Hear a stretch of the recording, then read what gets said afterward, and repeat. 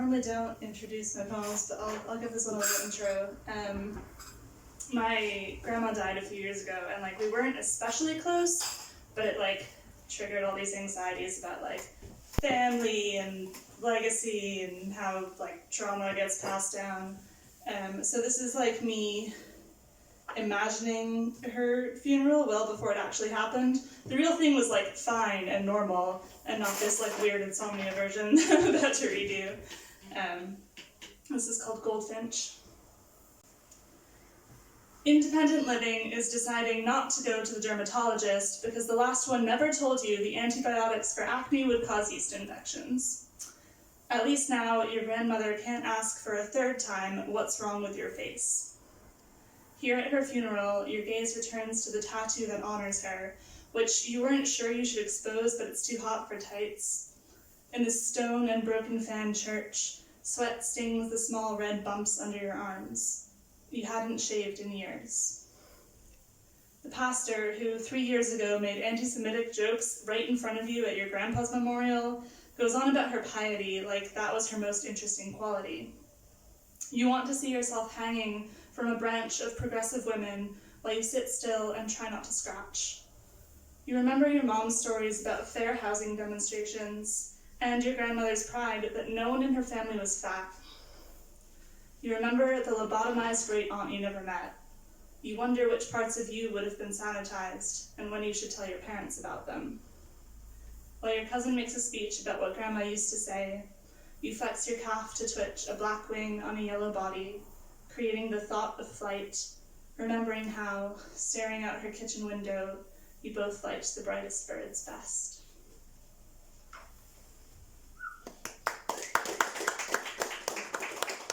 No one ever knows whether they should clap between poems or not. It's fine, you can do it.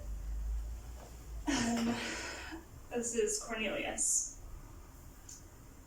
I found a mouse behind the clothes hamper in the closet of my bedroom in a rented flat I share with someone who once tried to preserve the skeleton of a finch she found on the road. My flatmate says snap traps are best for mice.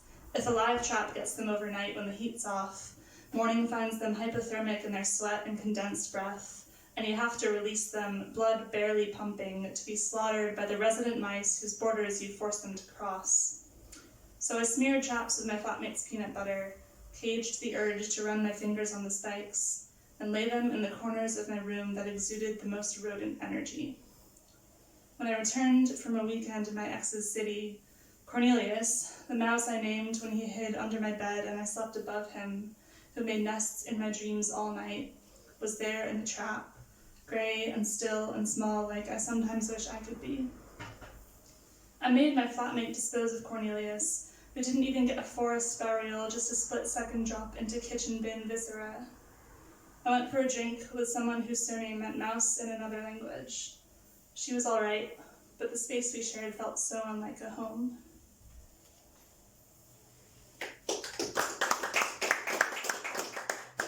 It's weird doing a bunch of sad ones in a row. I feel like I'm not in control of this mood at all. It can only be. As I drafted my speech for your wedding 13 years early, you laughed and sang the Jared's Jewelers jingle while the cat circled us and you blamed her for intermittent farts.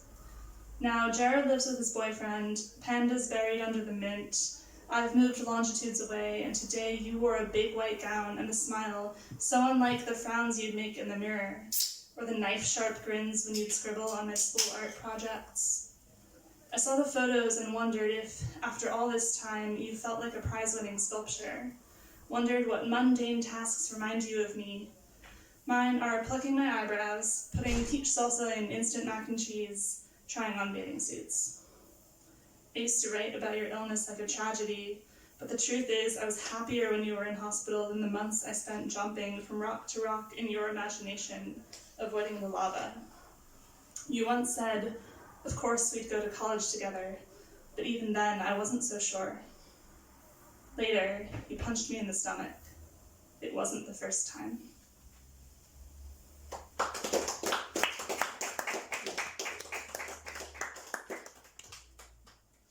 Compulsions. I want to feel sad about the skeletal wings I found on the night-soaked pavement walking home.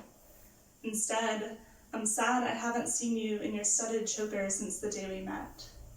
I moved it so the spikes were centered on your birch neck.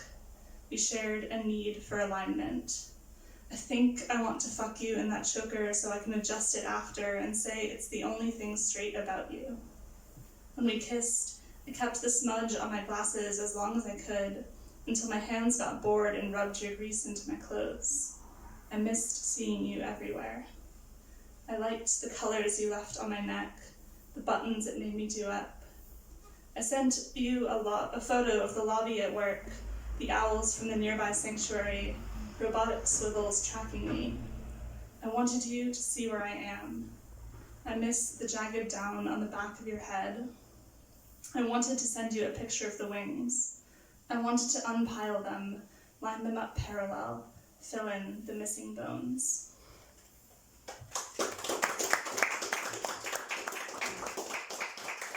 I have one more, and it's actually a funny poem, but it's like a celebration of sadness, so I thought it would be appropriate.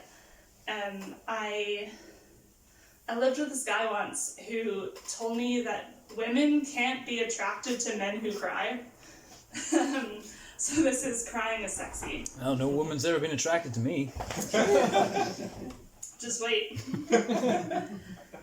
Leak all over me, baby. I want to feel your sadness throbbing on mine. Press your face to my body with wet snot running down every crevice. Show me blood-filling flesh, eyes red, straining to spill, gasp erratic. Let me suck in your screams. Wake the neighbors, baby. Pound all over my walls. Grab me in fistfuls. Salt my skin with your aching. Don't stop till I'm soaked through. Ruin my sheets. You'll feel so good, baby.